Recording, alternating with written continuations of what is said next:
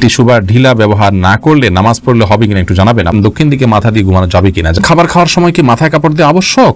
ফরজ গোসল কারণ বশত বিলম্বে করলে কোনো গুনাহ হবে কিনা? 4 রাকাত বিশিষ্ট নামাজের প্রথম বৈঠকে তাশাহুদের পর দুরূদ পড়ে ফেললে করণীয় কি? বাথরুমে উলঙ্গ হয়ে গোসল করা যাবে কিনা? ওযু ছাড়া হাদিস শরীফ পড়া যাবে কিনা? জুমার দিন অনেকে মৃত্যু ব্যক্তির দোয়া করার জন্য মিষ্টি নিয়ে আসে, সেটা খাওয়া যায় কিনা? কেউ সফরে আছেন কিন্তু সফরের নিয়মে কসর না পড়ে নরমালি নামাজ পড়লে তার নামাজ হবে কিনা? টাকুর নিচে জুব্বা পরা কি জায়েজ আছে? স্বামী স্ত্রী একত্রে নামাজ পড়ার সময় স্ত্রীকে একামত দিবে? মহারণা না দিয়ে স্ত্রীর কাছ থেকে মাপ চেয়ে নেওয়া যাবে কি? মোবাইলে অশ্লীল ছবি বা ভিডিও নিয়ে নামাজ পড়লে কি নামাজ কবুল হবে? মেহেদী হাসান আপনি লিখেছেন, কেউ সফরে আছেন কিন্তু সফরের নিয়মে কসর না পড়ে নরমালি নামাজ পড়লে তার নামাজ হবে কিনা? নামাজ তো হয়ে যাবে, কিন্তু এই কাজটি করা উচিত নয়। সফরের যে আল্লাহ তাআলা ছাড় দিয়েছে, ছাড় গ্রহণ করতে হবে, ইচ্ছাকৃত এরকম করা উচিত নয়, জায়েজ নাই। এমদাদুল হক আপনি লিখেছেন, পিতা যদি হারাম ভাবে ইনকাম করে, ইনকাম কি পরিহার অন্যদের জন্য হারাম হবে? যার নিজস্ব ইনকাম করার সুযোগ আছে তিনি তার উপার্জন নির্ভর করবেন, হারাম উপার্জনের উপর নির্ভর করবেন না।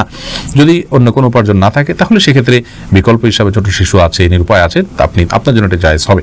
শহীদুল ইসলাম লিখেছেন, জুমার দিন অনেকে মৃত্যু ব্যক্তির দোয়া করার জন্য মিষ্টি নিয়ে আসে, সেটা খাওয়া যায় কিনা? মিষ্টি খাওয়াতে কোনো অসুবিধা নেই, তবে দোয়া করার পর মানুষকে মিষ্টি খাওয়ানো এটা আসলে কোন হাদিস নির্দিষ্ট কোনো বিষয় নয়। এমনি দোয়া করলাম, আমরা দোয়া চাইলাম, কেউ দোয়া করলো, এটা ভিন্ন কথা। দোয়া করার পর তাকে মিষ্টি দেয়া এটা আমাদের দেশীয় কালচার, এবং এটা অনেকটা দোয়ার বিনিময় কেন জানি মনে হচ্ছে। মৃত ব্যক্তির জন্য দোয়া করার পর পয়সা নেওয়াও জায়েজ নাই, কোনো বিনিময় নেওয়া জায়েজ নাই। এটা বিনিময় আপনি না বললেও যে ঠিক আছে উপস্থিত মানুষদের জন্য হাদিয়া, সেই হিসাবে এটা খাওয়া জায়েজ আছে, যে কেউ দোয়া করুক বা না করে মসজিদে যারা আছে সবাইকে খাবার দিলাম, সবাইকে একটু মিষ্টি খাওয়ালাম যাতে মৃত ব্যক্তির সওয়াব পায়, সেই উদ্দেশ্যে তিনি করলে এটা গুনাহ হবে না সন্দেহাতীতভাবে। সেই জন্য বললাম এটা খাওয়া জায়েজ আছে, বাট দোয়া করেছেন তার জন্য মিষ্টি এরকম যেন না হয়। বিষয়টা, এই কালচারটা একটা পরিবর্তন আমাদের আসা উচিত আসলে। বেলাল হোসেন জানতে চেয়েছেন, 4 রাকাত বিশিষ্ট নামাজের প্রথম বৈঠকে তাশাহুদের পর দুরূদ পড়ে ফেললে করণীয় কি? হানাফি মাযহাব অনুযায়ী আল্লাহুম্মা সাল্লি আলা মুহাম্মাদ এই পর্যন্ত পড়ে ফেললে আপনি সিজদা সাউ দিবেন। অন্যান্য অনেক উলামা ইকরাম অবশ্য বলেন যে না, এই কারণে সিজদা সাউ দিতে হবে না। বিশেষ করে আরবি স্কলাররা বলেন যে না, এই জন্য সিজদা সাউ দিতে হবে না। সৌদি আরব উলামা ইকরাম সহ অনেকেই বলেন।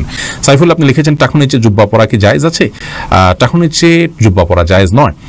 আপনারা অনেক সৌদিয়ানদেরকে দেখেন, তারা টাকুর নিচে জুব্বা পরে, মাথা টুপি পরে, আবার উপরে একটা আপনাদের শেখরা যেরকম রুমাল পরে, এরকম একটা রুমালও পরে।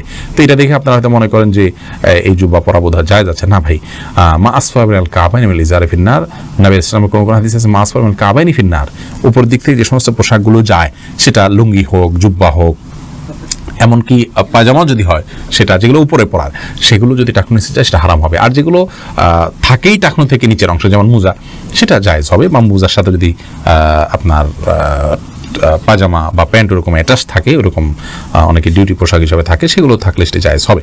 মোহাম্মদ ইসলাম রুবেল আপনি প্রশ্ন করছেন, বাথরুমে উলঙ্গ হয়ে গোসল করা যাবে কিনা? ভাই রুবেল, বাথরুমে উলঙ্গ হয়ে যদি কেউ গোসল করেন তাহলে তাতে কোনো বড় গুনাহ বা কবিরা গুনাহ হবে না, বড় কোনো পাপ হবে না।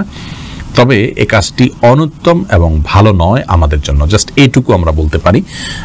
কিন্তু আপনার এর কারণে কোনো বড় গুনাহ হয়ে যাবে ব্যাপারটা এরকম না। বিশেষ ওজরের কারণে যদি আপনার বিবস্ত্র হতে হয়, আপনার জন্য সেটা জায়েজ রয়েছে। এবং নয়বার রহমাহুল্লাহ সহিহ মুসলিমের শরার মধ্যে তিনি ব্যাখ্যার মধ্যে তিনি লিখেছেন যে গোসল করার সময় লুঙ্গি বা গামছা বা এই জাতীয় কোনো কিছু দিয়ে গোসল করাটা হলো উত্তম, এতে কোনো সন্দেহ নেই। তবে যদি প্রয়োজন হয় তাহলে সেক্ষেত্রে উন্মুক্ত করে, অর্থাৎ আপনার সম্পূর্ণ বিবস্ত্র হয়ে গোসল করা জায়েজ আছে। একটি হাদিস এরকম রয়েছে, নবী সাল্লাল্লাহু আলাইহি ওয়াসাল্লাম বলেছেন যে আল্লাহ তাআলাকে কেউ যদি নাও দেখে তো আল্লাহ তাআলাকে অন্তত লজ্জা করা উচিত, লজ্জাশীলতা থাকা উচিত। এই জন্য এরকমটি প্রয়োজন হলে করা যাবে, আর প্রয়োজন ছাড়া এরকম করাটা অনুচিত, অনুত্তম, ভালো কাজ নয়। প্রয়োজন হলে করা যাবে। তার একটা দলিল হলো সহিহ বুখারীতে বর্ণিত হয়েছে যে আইয়ুব আলাইহিস সালাম তিনি একবার সমস্ত কাপড় চোপড় খুলে তারপর গোসল করেছেন। তারপরে মুসা আলাইহিস সালামের ব্যাপার আপনারা জানেন যে তিনি গোসল করতে নেমেছেন, পাথর তার কাপড় নিয়ে দৌড় দিয়েছে, তিনি তার পিছনে দৌড়াতে শুরু করেছেন। এগুলো সব বিশেষ কারণে এবং বিশেষ প্রেক্ষিতে। তাছাড়া এগুলো আগের শরিয়াত, সেগুলোর বিধান আমাদের জন্য হুবহু যে প্রযোজ্য তা নয়। আমাদের জন্য অনুত্তম হবে কাপড় চোপড় একদম খুলে গোসল করাটা, তবে হারাম নয়। এরপর সামিতা জেরিন আপনি লিখেছেন, অজু ছাড়া হাদিস শরীফ পড়া যাবে কিনা? জি, হাদিস পড়তে পারেন। হাদিস পাঠ করার জন্য অজু এটা জরুরি নয়। ইসলামিক বই পুস্তক পড়ার জন্য অজু জরুরি নয়। অজু জরুরি হবে কোরআন কারীম যখন স্পর্শ করবেন পাঠ করার সময়, সেটি মুখস্থ পড়লে কোরআন শরীফ তেলাওয়াত করার জন্য আপনার মুখস্থ অজু থাকা জরুরি নয়। আর রাশেদ খান লিখেছেন, মহারণা না দিয়ে স্ত্রীর কাছ থেকে মাপ চেয়ে নেওয়া যাবে কি? স্ত্রীর কাছ থেকে মহানা না চেয়ে মাফ চেয়ে নিলে সেটা জায়েজ হবে, কিন্তু আপনি বিয়ের আগে থেকে প্ল্যান করছেন যে আমি রাতে বাসর রাতে স্ত্রীর কাছ থেকে মাফ চেয়ে নেবে, এটা তো ছোট লোকই, এটা তো স্পষ্ট ছোট লোকই। আপনাকে বিয়ে করতে গিয়ে বলেছে যদি আপনি মহানা দেওয়ার ক্ষমতা না থাকে, হ্যাঁ আপনি দেওয়ার ক্ষমতা ছিল, প্ল্যান ছিল, কোনো কারণে হয়ে উঠলো না, আপনি তখন মাফ চান, একটা ব্যাপার। সন্দেহাতীতভাবে আপনার স্ত্রী যদি আপনাকে সন্তুষ্ট চিত্তে মাফ করে দেন তাহলে মাফ হয়ে যাবে। সূরা নিসা 24 নম্বর আয়াতে আল্লাহ বলেছেন ওয়ালা জুনাহা আলাইকুম ফিমা তারাদাইতুম বিহি মিন বাদিল ফরিদা, অর্থাৎ নির্দিষ্ট মহর ধার্য করার পর তোমরা যেটা উপরে সন্তুষ্ট হবে উভয় পক্ষ, সেটাতে কোনো অসুবিধা নেই।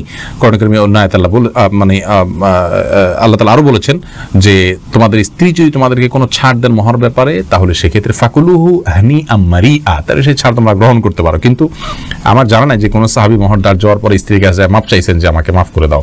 এটা আমাদের কাপুরুষতা। এখন আসলে পৃথিবীতে ভাবের অভাব, ধরার সময় 10 লাখ 20 লাখ ধরি ভাবের জন্য, এরপরে মাপ চাই আমরা তলে তলে, এটা উচিত নয়, এটা কাপুরুষতা, এবং আগে থেকে সেজন্য আমাদের প্ল্যান থাকা উচিত।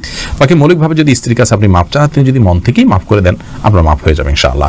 স্বামী স্ত্রী একত্রে নামাজ পড়ার সময় স্ত্রীকে একামত দিবে না। স্বামী স্ত্রী একত্রে যদি জামাতের সাথে সালাত আদায় করেন তাহলে সেক্ষেত্রে স্বামী নিজে একামত দিবেন, তিনি নিজেই ইমামতি করবেন, স্ত্রী একামত দিবেন, স্বামী ইমামতি করবেন, ব্যাপারটা কিন্তু সেরকম নয়। আব্দুল মতিন আপনি লিখেছেন মোবাইলে অশ্লীল ছবি বা ভিডিও নিয়ে নামাজ পড়লে কি নামাজ কবুল হবে? নামাজ কবুল হয়ে যাবে, কিন্তু মোবাইলে ছবি, অশ্লীল বা হারাম কোনো কিছু নিয়ে যদি আপনি সালাত আদায় করেন তাহলে সেক্ষেত্রে আপনি আল্লাহ রাব্বুল আলামিনের সামনে দাঁড়াচ্ছেন, সে অবস্থায় আপনার যে মন মানসিকতা থাকা উচিত সেটি হচ্ছে না। আর এই অশ্লীল কোনো কিছু আপনার মোবাইলে যদি থাকে, খারাপ কোনো কিছু যদি থাকে, তাহলে সেটা সালাতরত অবস্থায় থাকলে সেটা যেরকম অপরাধ, ঠিক একইভাবে সালাতের বাইরেও সেটা থাকাটা আপনার জন্য অপরাধ। বিধায় এর কারণে সালাতে কোনো প্রকার ব্যাঘাত হবে না। সালাত যদি আপনি মনোযোগ দিয়ে সালাতের যে অন্যান্য শর্ত আছে সেগুলো আপনি পূরণ করে সালাত আদায় করেন তাহলে সালাত তো হয়ে যাবে, বাট এই হারামটা আলাদা একটা আপনার জন্য ক্ষতিকর, আপনার সালাতের মধ্যে মনোযোগ নষ্ট হতে পারে, সেজন্য মোবাইল থেকে হারাম জিনিস এমনিতে সরিয়ে ফেলা উচিত, তবে সালাতের এটার কারণে কোনো ক্ষতি হবে না। জুলকারনাইন আপনি লিখেছেন ফরজ গোসল কারণবশত বিলম্বে করলে কোনো গুনাহ হবে কিনা? গোসল বিলম্ব করলে কোনো গুনাহ হবে না, তবে ফরজ গোসল যদি আপনি দেরিতে করতে চান পরবর্তী ফরজ নামাজের আগে আগে আপনাকে করে ফেলতে হবে। আর মাঝে যদি অন্য কাজ করতে চান, রাতে গোসল ফরজ হয়েছে, আপনি ফজরের নামাজের আগ মুহূর্তে গোসল করবেন, তাহলে মাঝে অন্য কাজের জন্য এমনকি ঘুমানোর জন্য ওযু করে ঘুমানোটা হলো সুন্নাহ, নবী সাল্লাল্লাহু আলাইহি ওয়াসাল্লাম এটি করতেন, এটি করা ভালো।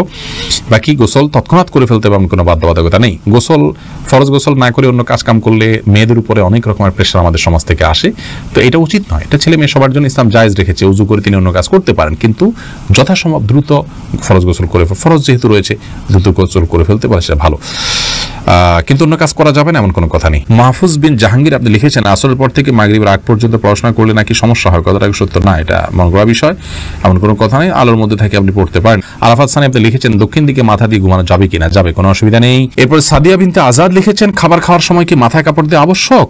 না বোন, খাবার খাওয়ার সময় আমরা মাথায় কাপড় দিতে বাধ্য নই, কারণ হাদিস আমাদেরকে এরকম নির্দেশ দেয় না যে ছেলে হোক মেয়ে হোক নারী হোক পুরুষ হোক খাবার সময় আমাদেরকে টুপি দিতে হবে। অনেকে দেখা যায় খেতে বসলে টুপিটা তালাশ করে, আমার টুপিটা দাও আমি খেতে বসবো, অনেকে মনে করেন মাথায় কাপড় দিয়ে তারপরে খেতে হয় না, এমন কোনো বাধ্যবাধকতা নেই। খাওয়ার সময় আপনার মাথা খালিও থাকতে পারে, ঢেকেও আপনি খেতে পারেন, এ বিষয়ে কোনো বিশেষ নিষেধাজ্ঞা নেই।